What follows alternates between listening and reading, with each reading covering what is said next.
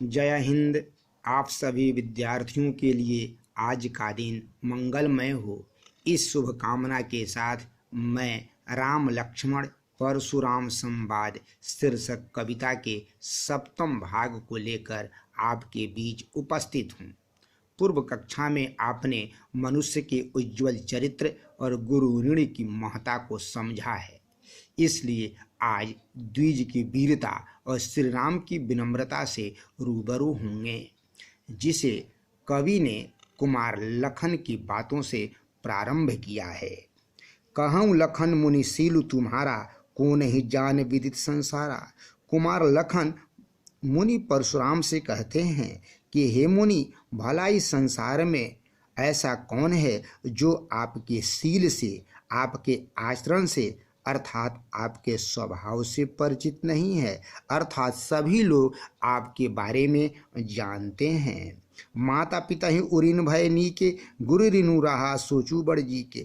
हे मुनि, आप वही परशुराम न हैं जो अपने माता पिता के ऋण से अत्यंत ही आसानी से उऋण हो गए और अब आप पर गुरु का ऋण शेष है, जिसके लिए आप चिंतित दिखाई देते हैं। सो जनु हमें ही माथे काढ़ा, दिन चली गए ब्याज बढ़वाड़ा। हे मुनिवर, मुझे ऐसा लगता है कि आपके गुरु का जो ऋण आप पर शेष है वह मेरे ही माथे है, अर्थात उसे मुझे ही चुकाना है। किंतु उस ऋण के बहुत दिन बीत गए हैं, इसलिए उसके कुछ ब्याज भी हुए होंगे। अब आनिया व्यवहारिया बोली, तुरंत देऊँ मैं थैली खोली। इसलिए आप किसी गणितज्ञ को, किसी हिसाब जोड़ने वाले को बुलाकर उससे हिसाब जोड़वा लीजिए या पता कर लीजिए कि मुझे ब्याज सहित कितना धन देना है, ताकि मैं थैली खोलकर उसे दे सकूं। सुनी कटु बचन कुठार सुधारा, हाय हाय सब सभा पुकारा। कुमार लखन के कठोर वचन को सुनकर मुनि परशुराम ने अपने कुठार को सुधार लिया, जिसे देखकर सभा के लोग हाहाकार मचाने लगे, हाय हाय कहने लगे। मुनि परशुराम से कुमार लखन को माफ करने के लिए कहने लगे। भृगुबर परशु दिखाओ ही मोही, अब विप्र विचारी बचहु नृपदोही। किंतु कुमार लखन भयभीत नहीं होकर मुनि से कहे कि हे मुनि परशुराम, आप मुझे बार बार फरसा मत दिखलाइए, क्योंकि मैं आपको एक ब्राह्मण जानकर छोड़ रहा हूँ, जबकि आप राजाओं के द्रोही हैं, शत्रु हैं। मिले न कभू सुभट रणगाढ़े, द्विज देवता घर ही के बाढ़े। हे मुनिवर, मुझे तो ऐसा लगता है कि आज तक आपकी मुलाकात किसी योद्धा से नहीं हुई है, इसीलिए आपका मन बढ़ा हुआ है। सच ही कहा गया है कि द्विज ब्राह्मण घर के ही बलवान होते हैं, युद्ध के मैदान के नहीं। अनुचित कही सब लोग पुकारे, रघुपति सह नहीं लखन निवारे।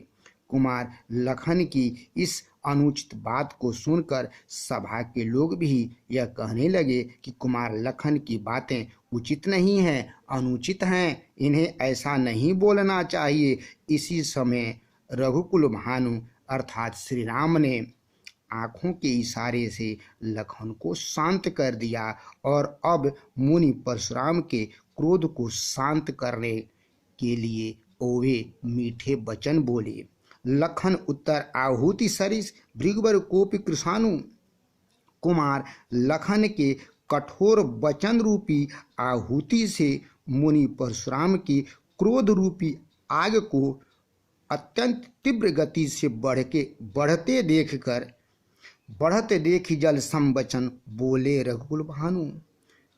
श्री राम अपने मीठे वचन रूपी जल से शांत कर दिए, अर्थात वे अपनी मीठी बोल से मुनि के क्रोध को शांत कर दिए। छात्रों, मसनवी शैली में रचित इस पद्यांश में दोहा, चौपाई, छंद, अनुप्रास, उपमा, रूपक एवं वक्रोक्ति, अलंकार एवं अवधि भाषा के साथ मुहावरों का सुंदर प्रयोग हुआ है। हर कविता का कोई न कोई संदेश होता है, इसलिए इसके भी कुछ संदेश हैं जो इस प्रकार हैं। विनम्रता मनुष्य का आभूषण है। बड़ बोला नहीं बनना चाहिए। व्यंग्य से क्रोध बढ़ जाता है। इस संदेश के साथ कक्षा विराम करते हुए गृह कार्य है, राम ने परशुराम के क्रोध को कैसे शांत किया। राम को रघुकुल भानु क्यों कहा गया है। जय हिंद।